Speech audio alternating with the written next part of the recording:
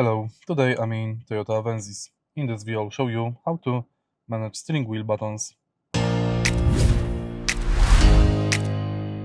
In the beginning, take a look at the left side of the steering wheel. Right here we've got the panel, thanks to which we can change radio volume, radio station and radio source.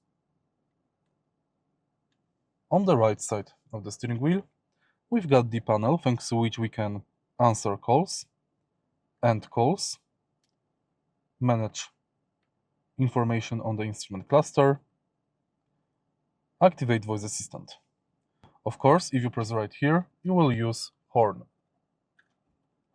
Under the steering wheel, we've got this panel.